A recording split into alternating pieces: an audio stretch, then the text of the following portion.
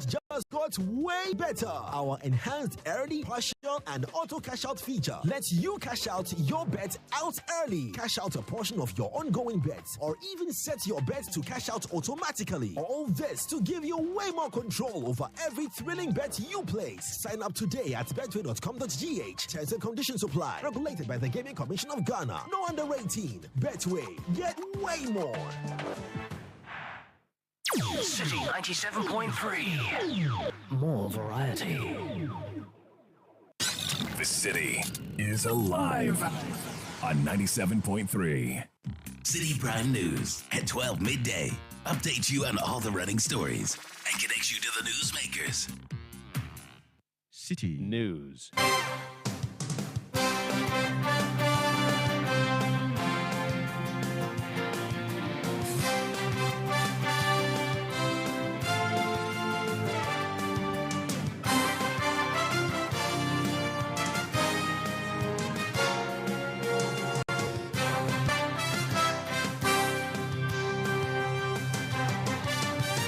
It's midday. Hello, good afternoon, and welcome to Citi Prime News. My name is Zoe Abube-Eduardo, and I'm here with Eno Safo. The news is live from our studio at number 11, Dr. Martin Loop in Adabraka, Accra. Coming up, Citi FM and Citi TV to build resettlement centers for residents of communities affected by dam spillage as its relief campaign enters phase 2. The shelter is a dormitory style, which will contain in total up to 200 or so people. Okay, so we are doing the first one at Tokpo in the Shai Osudoku district. Also coming up, Sogakope District Hospital overwhelmed with patients as adjoining health facilities shut down due to flooding. Still ahead, majority in Parliament joins the minority side to demand government to save the ailing National Investment Bank. What the government should be encouraged and urged to do is to help in the recapitalization, but not to run down the bank. So our colleagues in the minority should stop this politicization of all matters. And later, Bono Ahafo and Bono East regions top regional table for illegal water connections and non-payment of bills. This news is also live on all our partner stations in the Upper West region, Tupani Radio 88.5 in Adoli, Drapa 96.1 FM in Drapa, Upper East region, Recast 92.1 FM in Bongo Namu, Northern region, North Star Radio 92.1 in Tamale, Nobia FM 98.1 in Nalarigu, which is in the Northeast region, Beach 105.5 FM in Takrady in the Western region, Ashanti region, Focus 94.3 FM on KNUST campus in Kumasi, and Orange 107.9 FM in Kumasi. In the Volta region, Sela Radio 97.1 FM in Dabala, and Holy FM 98.5 in Aplao. And in the Savannah region, you can hear us on Kasha 99.5 FM in Damongo. Across the globe, we are on citinewsroom.com. You can also hear us on CityTube on YouTube as well as Facebook. Citi Prime News at 12 midday. Updates you on all the running stories and connects you to the newsmakers. We're grateful for your time this afternoon. Now, the management of Citi FM and Citi TV has escalated its relief support for affected residents of Lower Volta following the spillage of the Akosombo Dam. The managing director of Citi FM and Citi TV, Samuel Atamensa, announced phase 2 of the relief efforts, which focuses on building shelters to help resettle the affected residents. There is more in the following report. After weeks of donating essential items to assuage the plights of thousands of affected residents along the Volta River, management of Citi FM and Citi TV says there is a need to change focus to a long-lasting solution. The phase 2 of the campaign involves building structures that will accommodate the displaced residents. Managing Director of Citi FM and Citi TV, Samuel Atamensa, announced that the groundbreaking ceremony for the commencement of the project will happen tomorrow, October 26, 2023. One thing people don't know is that VRA started spilling in September. September 15. September is when they started spilling. And it was always going to get here. And it's not under their control. It's not. The only thing is to build. So we are saying that we would start off by building the shelter is a dormitory style, which will contain in total up to 200 or so people. Okay, so we are doing the first one at Tokpo in the Shai Osudoku district. Which was the first place we visited officially. Exactly. Where we had to cross the river to enter the village. That's correct. Where they are sleeping in classrooms without windows and doors. Without windows. No sanitary. Some of them are sleeping on the bare toilet floor. Facilities. It was just terrible. Nothing. So the first, so you've spoken to the community, you already have the land. Yes. So the first project is at Tokpo. Yes. And then you think we can replicate this in a few places? And we are actually replicating it in Adan. Okay. Yes. We have had a discussion with the DCE.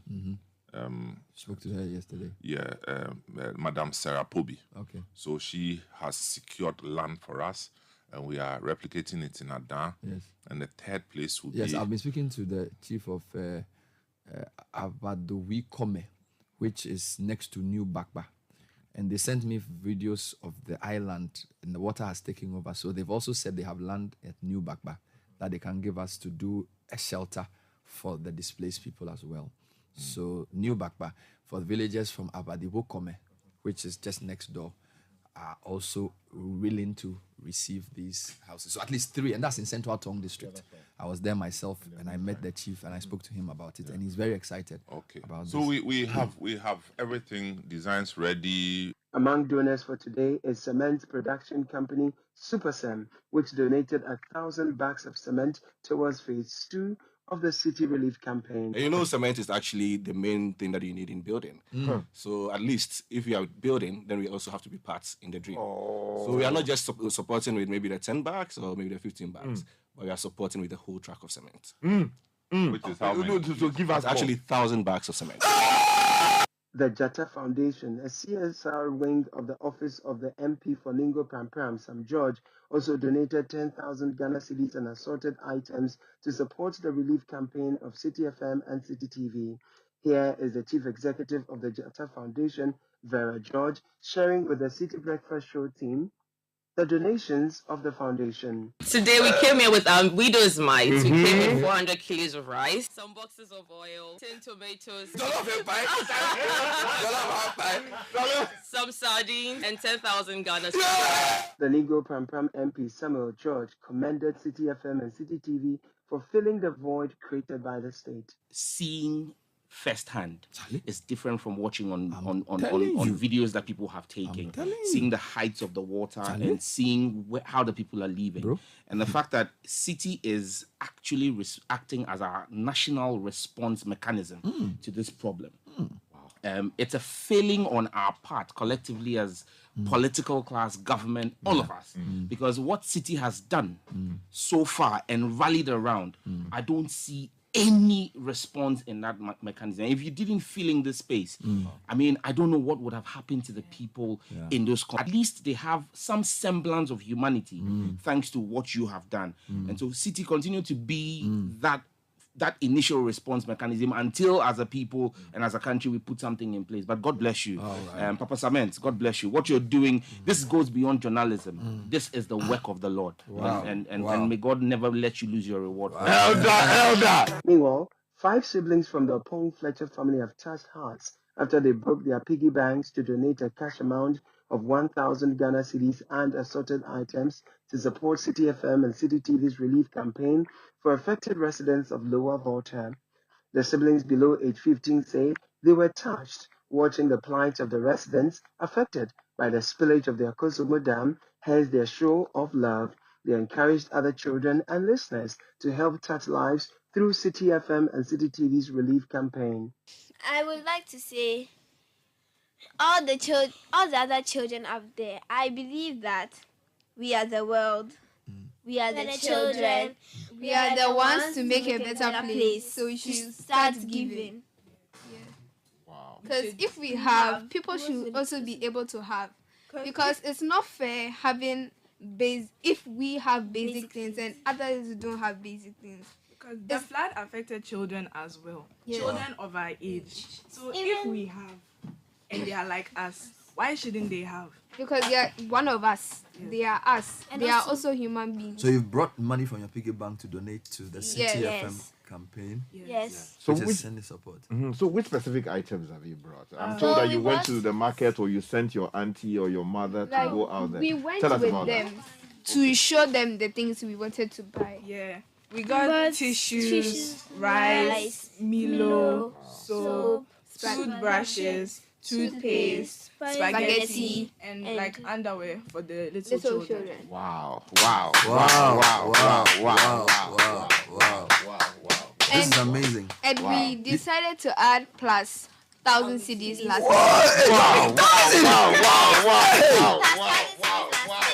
Wow. Yeah, because plus 1,000 cities last minute. Yeah, because when we were talking about it, we were feeling for them. We were imagining ourselves in their same situation, and we will also be pleading for help. We were like, no, we can't sit back and just watch them. Yeah. So we didn't. Join the likes of Express Pay that today donated 20,000 Ghana cedis, Petrosol 10,000 Ghana cedis, EWN 10,000 Ghana cedis, among other corporates, by donating to Omni Media Limited via 0550 900 006 with the reference flood support. That was a report put together by City News' Caleb Kuda. Now, the Komboni Hospital at Sugakope in the South Town District and the Vome Clinic in the North Town District are yet to resume operations, even though water has receded in the two health facilities. The facilities were inundated by floodwaters 2 weeks ago following the spillage of the Akosombo Dam. In the case of the Vome Clinic, the assembly member of the area, Gabriel Kwame Beshi, said they are uncertain about the date it will be opened. They have not been bringing us any relief items like food and other things. We have not been giving anything. The one that I received from the DC is very scanty. And the MP hasn't brought anything yet? The MP also brought some items, but most of them were shifted to Dofo Adidome, and the one that they brought over here was also scanty. So if you need help, what kind of help do you need? We need water. That's the most important thing. We need food items. When I mention to food items, you know what it means. So it includes sugar, mackerel, rice, and others. So we need soap, and we need medicals, because as at now, the water, you cannot bath it like that. If you didn't boil it before you bath, you will be infected with rashes. So we need medicals so that the government will attend to us. And how many people largely were affected in your community? To mention to that, in actual fact, the whole community, we are all farmers. So as far as farmland is concerned, everybody is involved. But as at now, the houses that collapsed and some have submerged, the total number of people living in those houses is about around 352 people that are affected greatly. When are you hoping to appeal to the health workers to resume their operations here at the clinic? It depends. I cannot tell. It depends. Because now that the water is going down gradually, when we realize that it will not come again, then we can appeal to the health directorate to come and resume work. So that was the assembly member of Vome in the South Town District, Gabriel Kwame Beshi. He was speaking with City News' Fred Duho, who has joined me on the phone lines now. Fred is within the Sugakope area, and he tells us that the Sugakope District Hospital has been overwhelmed with patients as adjoining health facilities have been shut down due to flooding. Good afternoon, Fred. Thank you so much for joining us. How dire is the situation? Zoe, good afternoon. And I am currently at the Sugakope District Hospital, that is on the Aflau stretch. And as we speak, the number of people I see at the outpatient department alone is over 300. And these people are largely a spillover from the Komboni Hospital, because the Komboni Hospital, as we speak, is currently shut down. And the patients who do access services over there have all shifted to the Komboni District Hospital. Ordinarily, I don't think the numbers expected here should be this huge, but from the look of things, the place is overwhelmed. Then again, I understand power was cut off from morning. It only came around some 30 minutes ago, and that also compounded their situation. The power was off since yesterday, from my understanding from the health workers here, and that compounded their situation. So they needed to move most of their operations to manual, that is paperwork, to be able to record the take data from patients and everything. Now that the light has come, they started from the scratch by recording all the patients' data into the system before they can even attend to them. Let's speak to the hospital administrator here to share some light on their plight with us. Welcome to Citi News, sir. Yeah, thank you very much. Your full name and your position. I'm Samuel Omega, the head of administration for Southern District Hospital. What has been the situation some 2 weeks ago when we didn't experience any flooding as far as the spillage of the Akosombo Dam is concerned? Well, before the spillage, we used to see close to averagely 150 OPD attendance. Yeah, that has been the situation, and we've not had this pressure then. The pressure seems to have increased than before. All right. So after the spillage now, we have 200 to 250 in attendance every day. So the numbers have increased, and admissions has also increased. We have a bed capacity of about 68. Currently, on admission, we have about 87 in admission. So we have to resort to receiving some of the patients on the floor with mattresses. We also have a situation now, apart from the ECG power supply, our generator, unfortunately yesterday, I think there was some power fluctuations and our changeover board got damaged. But we have technicians on the ground trying to fix the situation. Thankfully, ECG power is back, and we are continuing to provide the services that our people need. If you made mention of the fact that the situation compounded due to the numbers that is coming here, what kind of OPD cases generally are you recording?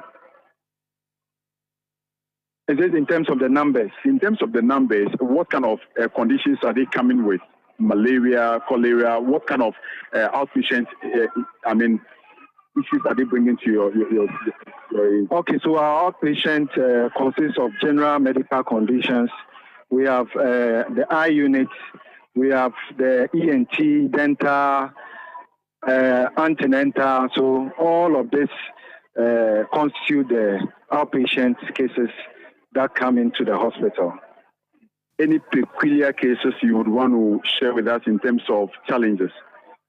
Yeah. So in terms of challenges, so this additional numbers or the increase in the utilization of the facility is also bringing pressure on the available consumables we have. I mean, the items we use to provide services in the hospital. Of course, we didn't plan to have this kind of situation. So the items we have procured, we've taken into consideration the usual numbers that visit the facility. So now that the numbers have increased, we have pressure on the available resources we have to operate or to run services. And in addition, because of the spillage, unfortunately the ECG substation here is not operating. And so power is taken from Aflao. The power situation has not been as regular as we used to have.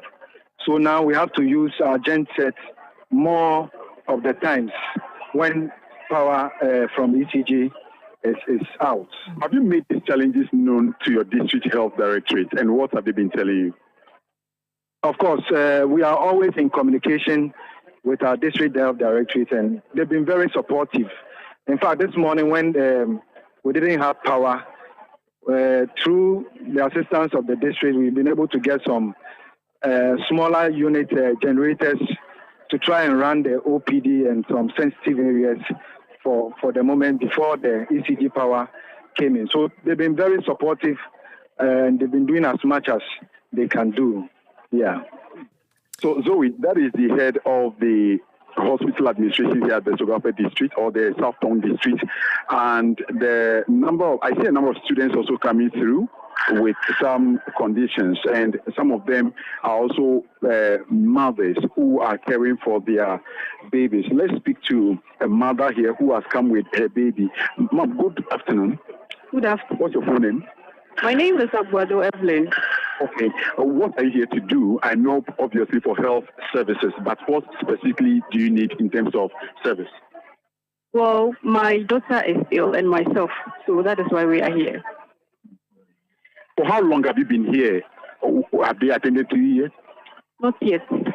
I came here somewhere around 11, thereabouts. So I'm yet to hear my name to be mentioned. What stage are you now in the process? The first stage. This is actually my first time of coming here. Oh.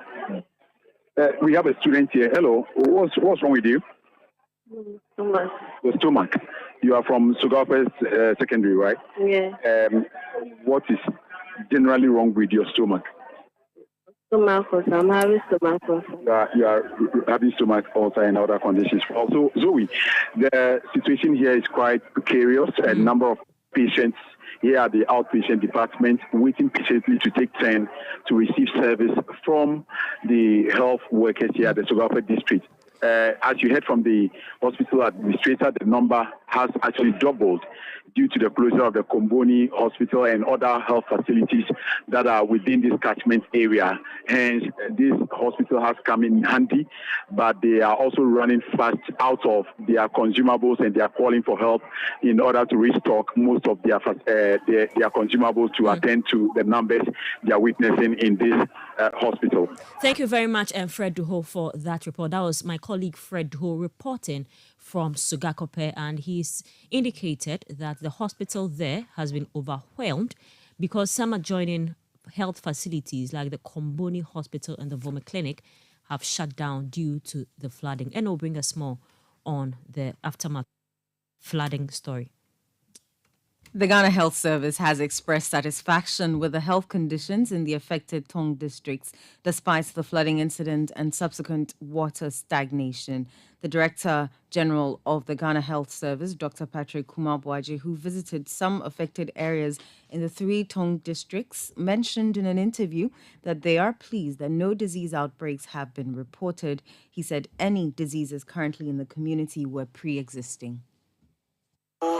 Evidence or any indication of any disease outbreak.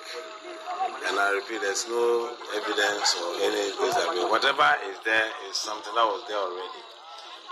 Bilharzia was there before it came, but also created an opportunity because of the intense health screening.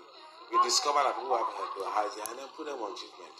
They have not gotten Bilharzia because of the flood now. The incubation period is much longer than this duration of the water has come. But these are all conditions that are there, tuberculosis, etc. These are all there. And so even if we discover them among them, it is not because of the flooding. It is because probably the flood has also brought them to a position where we are able to screen and identify diseases that they didn't know about. We are quite satisfied that 2 weeks into this disaster, we've not had any outbreak of disease, which happens in many countries and many places. And so we just came to support the districts to continue doing the good job they are doing, and we will continue to support them. We brought some relief items. We brought a mental health and psychologists with us to also see their situation and see what they need to do, because in the long term, then we need to have some social support for those who have been displaced and even those who are working. I'm also here to look at the plight of the health workers, 271 of them who are also part of the displaced community. About 5 of our facilities that have actually been cut off or flooded, and so it's all those things that we can. But we brought a lot of relief items, anticipating that these are the things that they will need: chlorine, mosquito nets, sanitizers, and liquid soaps, and aquatabs, among others. You heard the Director General of the Ghana Health Service, Dr. Patrick Kumar-Boaji. You're still listening to the Citi Prime News. We'll bring you more on the aftermath of the dam spillage, including and also bring you a story on the majority in Parliament calling on government to save the ailing National Investment Bank. Please stay with us. We'll be right back. Citi Prime News at 12 midday. Update you on all the running stories and connects you to the newsmakers.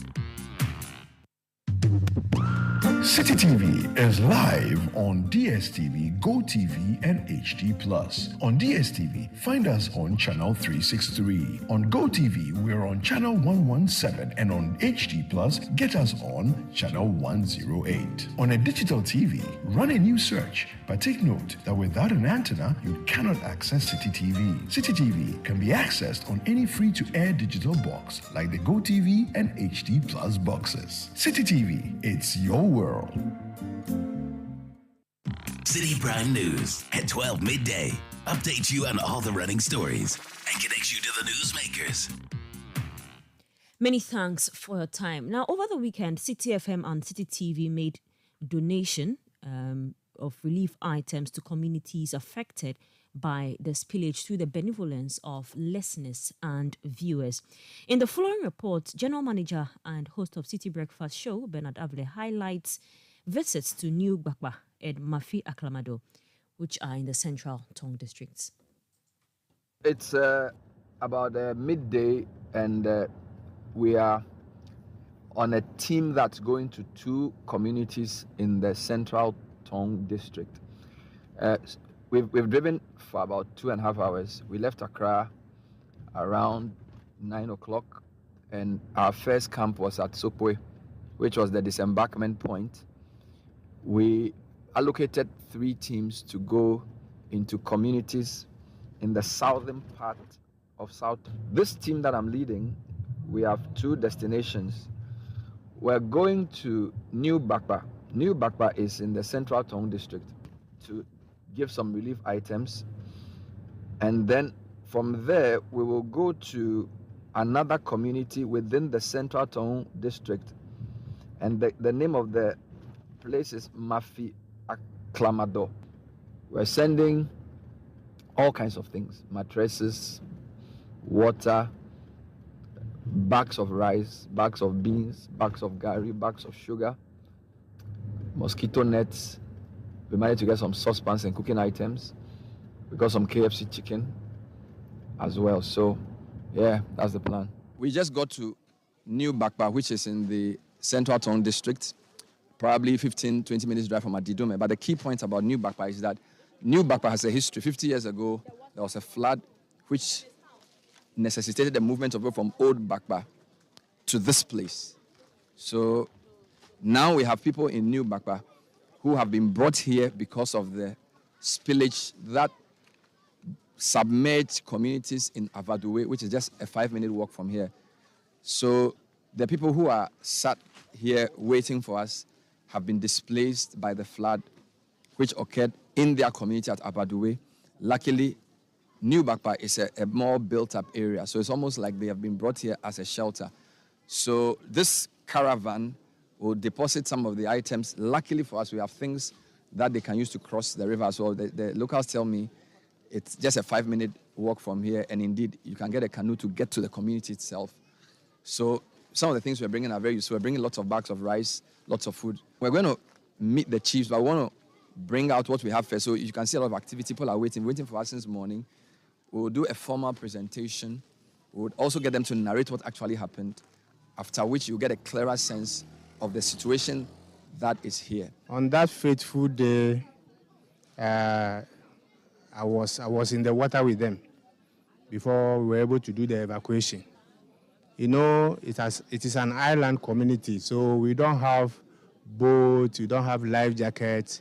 So initially, we don't want to do a panic evacuation so that there will be loss of life and other things.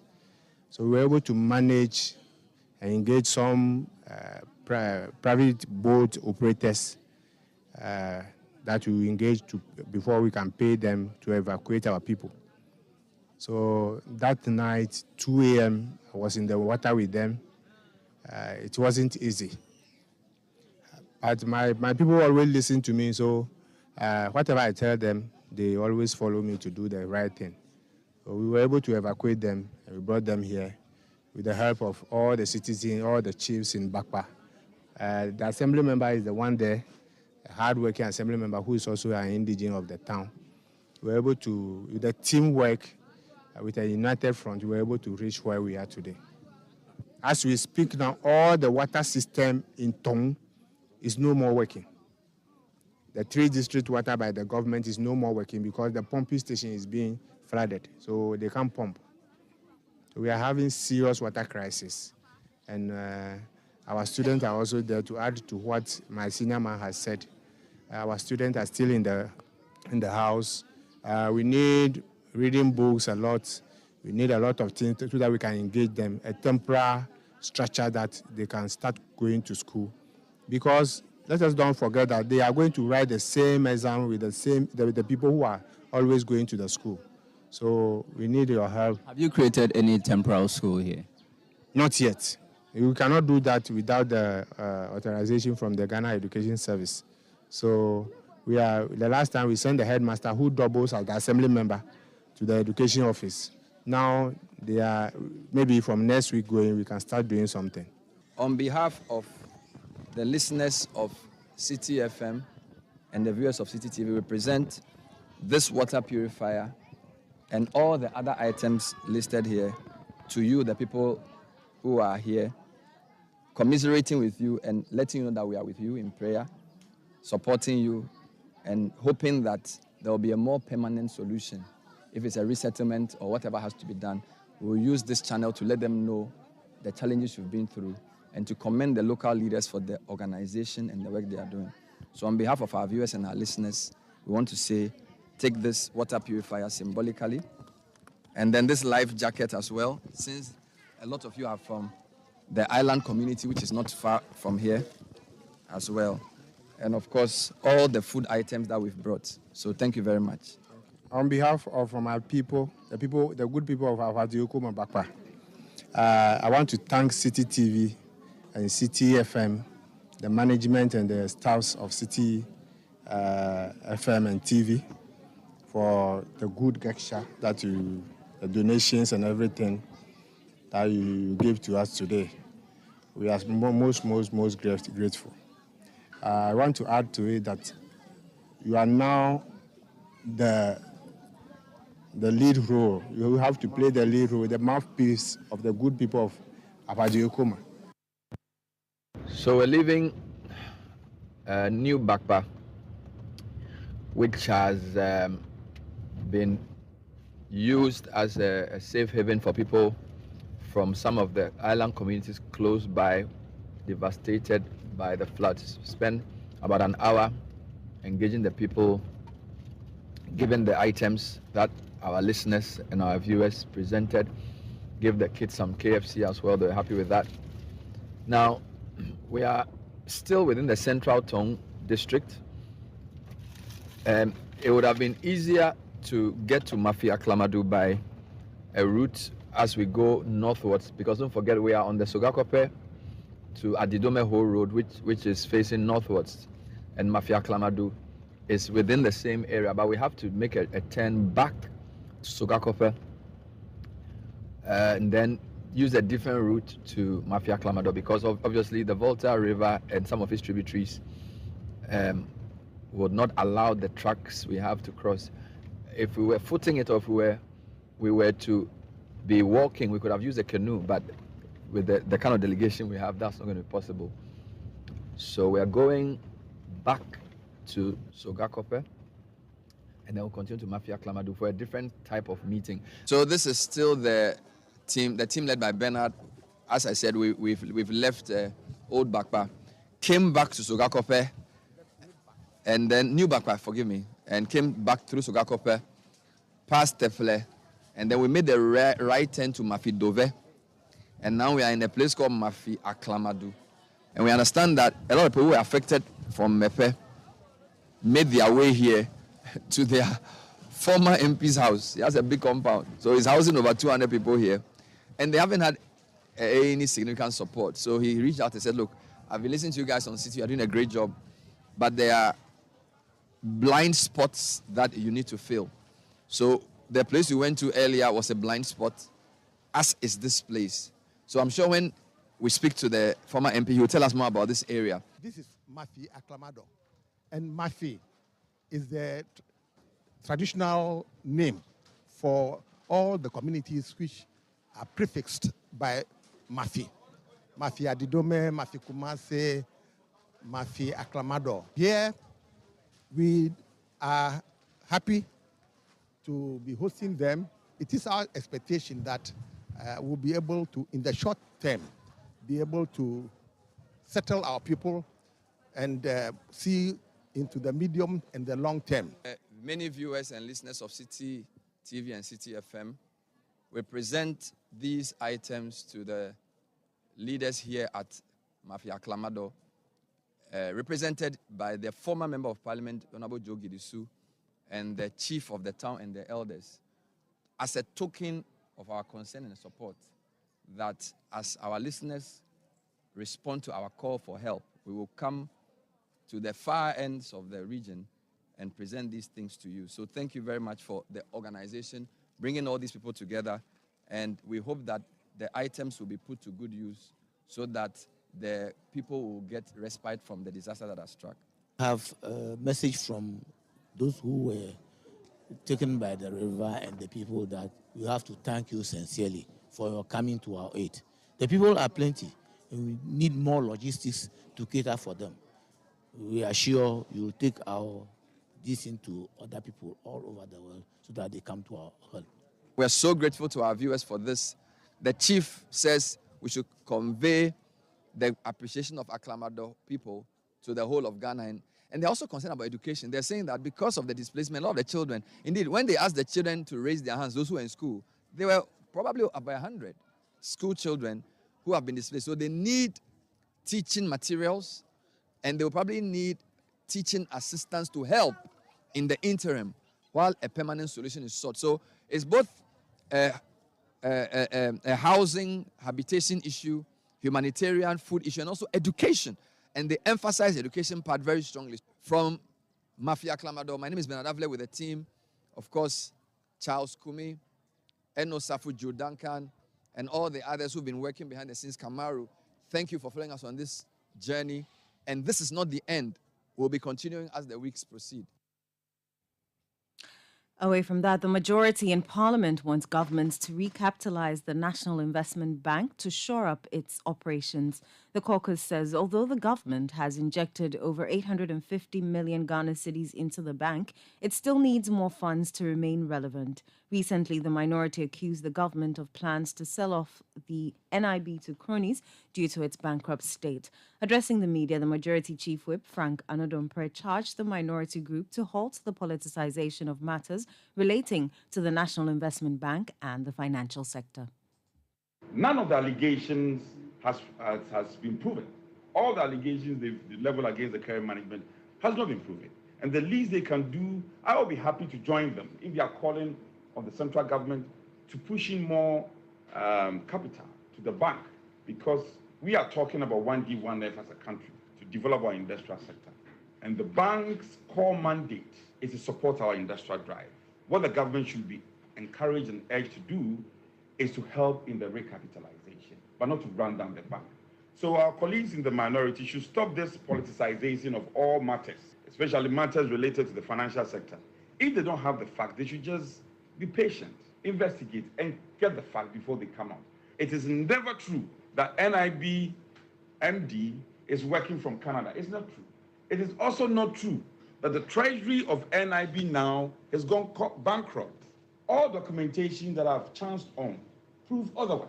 So these are the facts of NIB, and all of us have a responsibility. If we sit aloof and allow highway politicians, people who are excited unduly, to just organize the media and channel falsehood and run down the reputation of the bank, we are the same people who are going to be affected. So let's be careful. The minority should tread cautiously. If they don't have the fact, they should engage the board and management, and I'm sure that they will get to know what the truth is. The Majority Caucus also accused the NDC government of spending over 500 million Ghana cedis on non-banking institutions, which has contributed to the current state of the NIB. And so you go and destroy the bank at one breath, and then run behind and come and ask questions about how the bank is going down. It's most unfortunate. And so I have challenged you also to get down to the bottom of this matter. NIB is a very, very critical state institution. And all of us, what we can do is to help the bank to thrive. And one of the first calls which I will support on any day is to encourage the Exchequer, the finance minister, to help in pushing more capital to the bank. The GATS, the Ghana Amalgamated Trust facility, obviously has not worked the way we are all desirous of, or the way we all expected it to work.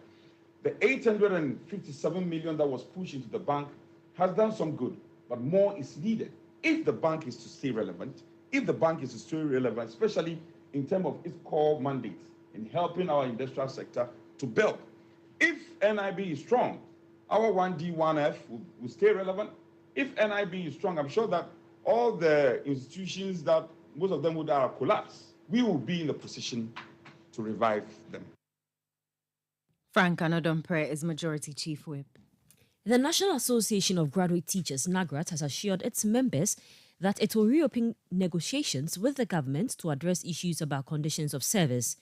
The Central Regional Branch of NAGRAT at a press conference this week gave the national leadership a week's ultimatum to negotiate a new agreement since the expiry of its bargaining agreement last year. They argue that the hazardous working conditions of teachers across the country is taking a toll on their lives. President of NAGRAT, Angel Kabonu, tells Citi News the issues raised will be addressed. We got information of the press conference, and it's a reflection of the frustration of our right on their conditions of service as compared to other public sector workers. So we have accepted their call, and we want to assure them that we have indicated to government our request or our demand that we reopen negotiation because our collective bargaining it's even expired. The document is expired, and we think that the time has come for us to renegotiate. The problem we have with the public sector in the way government is distributing or the way government pays wages to public sector workers. And that is also one of the reasons why there is too much confusion in the public sector space. We have written to government that the government is being represented by Fair Wages and Salaries Commission. We have given copies to the Ministry of Employment and Labour Relations, and we expect that within the shortest possible time, they convene a negotiating team for us to commence negotiations. Mr. Kabonu also said that the government must relook at the disparity in the allowances of public sector workers. There is so much disparity and unfairness in the way public sector wages are paid. And if you permit me, let me give you some examples. We are all working within the public sector. Even if I don't collect the same salary with you, why do you have tax on your pay slip that I do not have? And some actually baffles us. So, for example, you have separated one group of public sector workers and you have put them on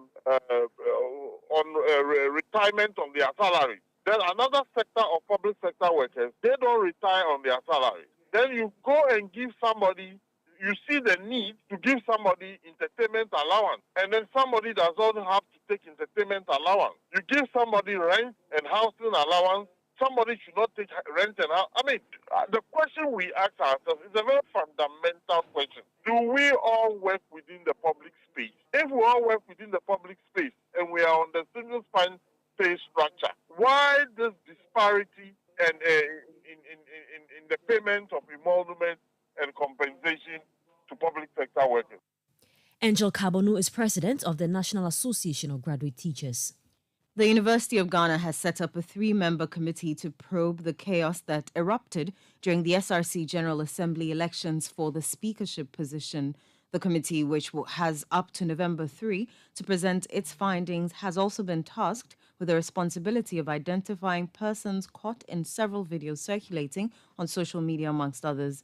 Dean of Student Affairs of the University of Ghana, Professor Rosina Chermating, in an interview with Citi News, indicated that the election for the speakership position has been suspended indefinitely, stressing that students found culpable in the chaos will be sanctioned. It ended up in fisticuffs. It ended up in, some clashes because the university has very clear regulations on conduct. And so if you misconduct yourself, obviously there'll be sanctions. We've seen many videos going around. I have been sent some videos, at least 10 videos of what happened, snippets of what happened. People are easily identifiable in these videos. And so yesterday I set up a committee, a 3-member committee to look into it, and I've tasked them to identify the culprits. And certainly the University Disciplinary Committee, because the committee's recommendations will be sent to them, and then appropriate sanctions will be applied. Professor Rosina Chermating is Dean of Student Affairs at the University of Ghana. You're still listening to the Citi Prime News. Still to come, Chief Justice rejects Office of the Special Prosecutor's request to remove Justice Chum from Cecilia Dapa case. We'll bring you details shortly. Please stay. Citi Prime News at 12 midday. Update you on all the running stories and connects you to the newsmakers.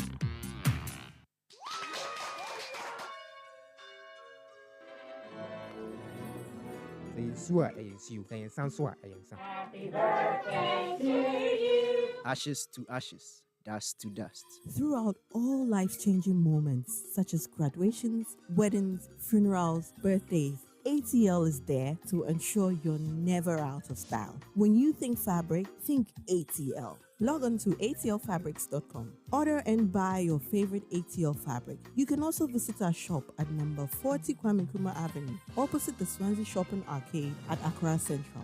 Also available in leading fabric dealer shops in Accra, Kumasi, and Cape Coast. ATL, bringing fabric to life. Imagine this. Your employees spend 1/3 of their lives at work. That's 13,000 days or 110,000 hours dedicated to their jobs. At Old Mutual, we don't just see the numbers, we see the faces and the dreams behind them. With our tailored group life insurance and pension plans, you can provide your employees with employee benefit schemes that gives them peace of mind for their futures and for their families. Make the choice that shows your commitment to your employees today. Call 0509-551-609 or email corporateservices@oldmutual.com.gh. Old Mutual, do great things every day. Citi Prime News at 12 midday. Update you on all the running stories and connects you to the newsmakers. You're welcome back. This is still the Citi Prime News. Now, the Ghana Water Company Limited says it will soon go hard on customers in the Bono Ahafo and Bono East regions who have for years been using water illegally. According to the managing director of the company, Dr. Clifford Brymer, the region tops the regional table of illegal water connections and non-payment of bills. Let's get more on this subject as we are joined on the phone lines by Head of the Public Affairs Unit of the Ghana Water Company Limited, Stanley Mante. Thank you so much for joining us this afternoon, sir. Can you give us a breakdown of these 3 regions and what exactly they have been doing in terms of illegal water connections and the non-payment of bills? Okay, so when it comes to the Ghana Water Company Limited, we have Bono Ahafo still as one region. We are not using the national political geographic demarcation. So we have one Bono Ahafo region, which used to be the old Bono Ahafo region. So we wouldn't be able to break down for the 3 regions, but we have one in our data. Okay, And so just- but compared to the other regions, can you give us an understanding of how the situation looks like? Yes. So on monthly basis, we do the analysis of all these things because we collect data, and so we are able to tell the number of people who pay their bills in a month, those who are not paying, and then because we receive complaints and we lodge the data, we are able to tell the number of illegal connections that have been identified in all the regions. So we rank them on monthly basis, and it's clear. That in the Bonga-Hafu region, we always have the highest number of illegal connections being identified and rectified. So for us, it's a good sign. And assuming we were unable to identify them, then becomes a challenge. But the fact that we are able to identify them and then we go ahead to rectify them, it's a good sign, and we are working seriously at that. But what we are saying is that it's now becoming it's now becoming rampant, and it's important that we educate them so that they appreciate the essence of paying their bills or going through the normal processes to become legal customers, especially for the sustainability of the Ghana Water Company Limited. So we are doing a lot of work in Bonga-Hafu region and in all the regions so that at least we'll bring down the number of water theft as low as manageable. Have you identified what is accounting for this? In most parts of Bonga-Hafu, we do not have enough water, and so people have built boreholes. And now that we are improving on the system and there's more water, some people are connecting our pipelines into their boreholes. Okay, so then it will look like it's a borehole or a hand dug well, but under normal circumstances it isn't. But now the Ghana Water Company Limited has gone high tech. We are digitalizing everything, so we have equipment that are able to detect on site whether the water is real borehole water or water that has been treated, and that is what is helping us. Now we are also using a geographical information systems department to also map all properties on land onto a digital map. And then we are putting all of them, we are collecting data on all the properties into the system. So at the click of a button, we'll be able to tell the information on that particular property. So if the information on our system is different from the information that we have on the ground, then it means there's a challenge. And so we will narrow in down there and then do the field check. And that is how come we're able to identify most of them. We also have task forces who are also doing their normal rounds within the regions. And in all the districts in Bonga-Hafu, and in all the districts throughout the country, we have these task forces who go around on daily basis to identify some of these things. It is because of the theft. One of the reasons for our non-revenue water going a bit high is our physical losses and the commercial losses, which also includes water theft. Okay, and so we are working seriously at that to do that. We have done a lot of investment in that area, and that is what is helping us. We will continue doing that and ensure that we are able to attain the allowable losses, the global allowable losses, so that we will be able to be proud of ourselves and to say that our vision has been achieved, or we have been able to attain our vision, which is to be a world-class utility. Thank you so much for your time, sir. That was the head of the Public Affairs Unit of the Ghana Water Company Limited, Stanley Mate. The Electricity Company of Ghana has clarified reports that the company is employing the services of the military in debt collection and other operations. There have been media reports of military personnel, most of whom in plain uniforms, aiding ECG staff in the Kwabena district. In an interview with Citi News, the external communications manager of ECG, Leila Abubakar, confirmed the engagement of soldiers, but explained the soldiers are engaged to provide protection for ECG and not to collect debts. The ECG has been engaging or using the support of the military since incidents at Kobo. If you remember very well, we had a very hectic time in Kobo in 2021. And so we consulted the military where we are aware they have an engineering wing, and so they are very well in our space and they understand the way we operate. And so they supported us during that. And because of the relationship that we established with the military, we consulted them again on other areas that are equally so or difficult to access in our revenue mobilization exercise. And what we've realized is that sometimes there are clusters of communities where illegal collection is prevalent. And when our staff try to access our network over there, they are brutalized.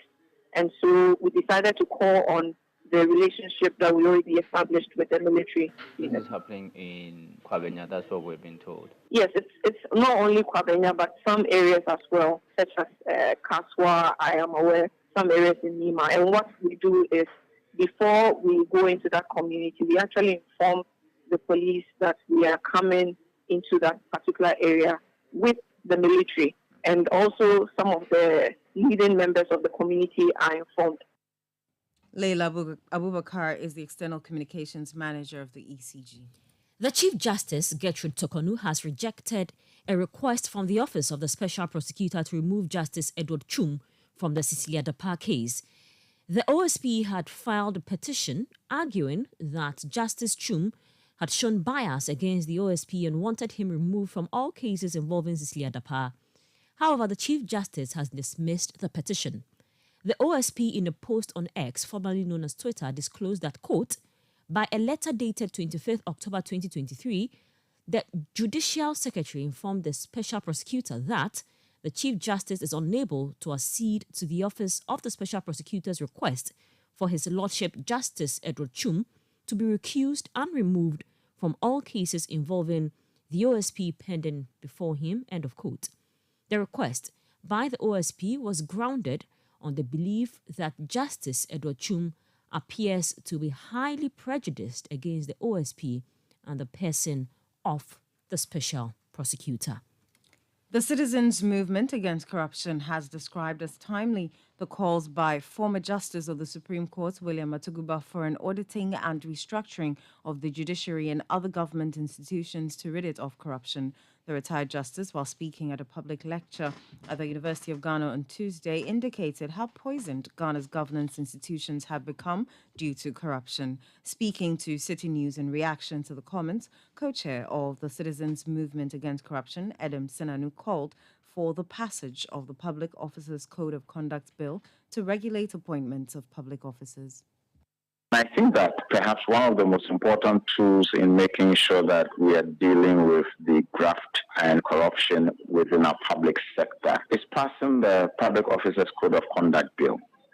You see, the lack of a law giving life and expression to the constitutional issue of potential conflict of interest. The Public Officers Code of Conduct Bill provides us with the clauses where, assuming you are taking actions that benefit yourself or family members, whether your lifestyle, we cannot tell how you are building houses and we need to test. And so we can do a lifestyle audit or check whether there's been illicit financial enrichment. That law will allow us to streamline some of these things and to investigate and interrogate when things go on. So his call is a timely call. The tools to do it is what we need to be a little more very concrete about and be clear that this is how we're going to make sure we're reviewing the system and can hold officers accountable. Mr. Senanu further called for a multi-pronged approach to tackling persistent corruption in the country, including the inculcation of integrity into Ghanaian culture. Until we begin to look at a generation inculcating into our social fabric the ethics of integrity, hard work, honesty, respect, like you find in Asian cultures and other places, we're going to struggle. So we need to intentionally make sure that we are nurturing a generation that understands that this is what allows a nation to thrive and for development to be achieved. It looks like we are bankrupt at the moment in terms of having strong morals and ethics And that is what is playing out. It's not so much about public sector. You would find the same in private sector. You will find it in media. You find it everywhere because we have not outlined those core values that Ghanaians must imbibe and be standing for. And when that becomes part of us, it will be what we show when we become leaders. It doesn't matter whether in public, private, or whichever sector we find ourselves. Adam Senanu is co-chair of the Citizens Movement Against Corruption. And that's it for Citi Prime News, which came to you live from our studio at Adabraka in Accra. For more news, log on to citinewsroom.com. My name is Zoe Abubeduado, and I was here with Eno Safo. Many thanks for your time. City 97.3. More variety.